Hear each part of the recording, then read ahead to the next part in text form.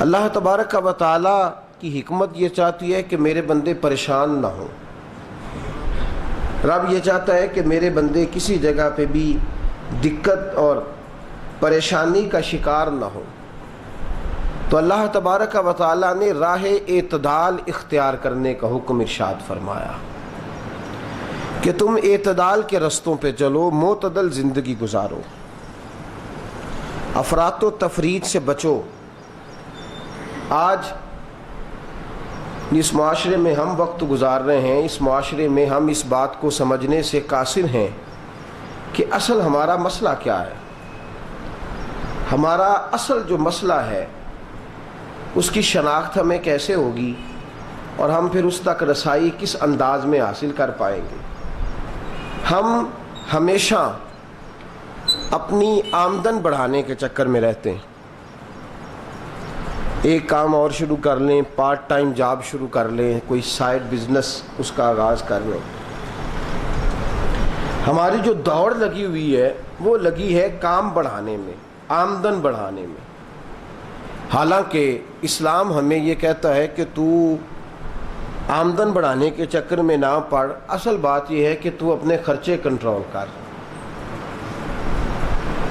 تنگ انسان وہ نہیں ہوتا جس کی آمدن تھوڑی ہوتی ہے، یہ توجہ کیجیے گا میری بات پہ، یہ قیمتی بات ہے اور گفتگو ساری کا لب لباب ہے۔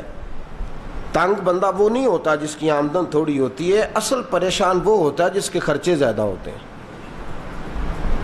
اور ہمارا جو روزمرہ کا نقصان ہو رہا ہے نا، وہ آمدن کے معاملات میں نہیں ہو رہا۔ بنیادی نقص جو واقعہ ہو رہا ہے وہ یہ ہے کہ ہمارے اخراجات زیادہ، اور وہ اخراجات کسی اور نے نہیں بڑھائے، وہ خرچے ہم نے خود بڑھا لیے ہیں اور اب ہمیں اس کا نقصان بھگتنا پڑ رہا ہے۔ اور اگر آپ صحیح معنوں میں ٹٹولیں تو جو بہت امیر لوگ ہیں وہ تو ان خرچوں سے بچ گئے ہیں۔ میں نے بہت سارے ایسے ختمات میں شرکت کی ہے، میں بہت ساری ایسی جگہوں پہ گیا ہوں کہ جہاں لوگوں نے بڑا مختصر سا ختم دلایا ہے تو ہو گیا ہے ختم۔ ختم کے معاملے میں کب کسی نے پابندی لگائی ہے کہ اس میں 200 آدمی شریک ہوگا تو تب یہ سال ثواب صحیح ہو سکے گا؟ کون کہتا ہے یہ؟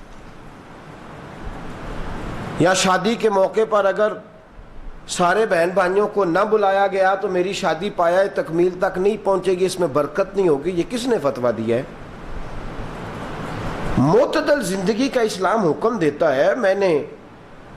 میں پڑھ رہا تھا کہ ایک بہت بڑا صدر ہے، غالباً سوڈان کے صدر کی بات ہو رہی تھی، تو اپنے بیٹے کی بارات لے کے گیا تو 4 لوگ گئے ہیں بارات میں، اور 15 لوگوں کا اس نے اہتمام کیا اپنے گھر میں کھانا کھانے کا۔ تو کیا شادی ہو گئی کہ رک گئی؟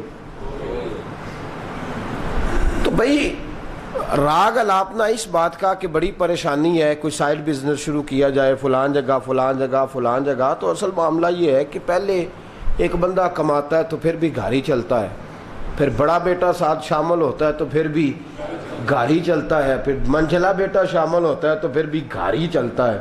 جو رونا دادا جی رویا کرتے تھے کہ بڑی مصیبت ہے، بڑی مشکل ہے، گاؤں میں رہ کے اکیلے ہوتے تھے اور وہ 5 بچوں کو اور 4 بچیوں کو وہ پالتے تھے، تو جو وہاں پریشانی تھی وہی آج پریشانی شہر میں آ کر پڑھ لکھ کر موٹی تنخواہ لے کر وہی پریشانی ہمیں ہے۔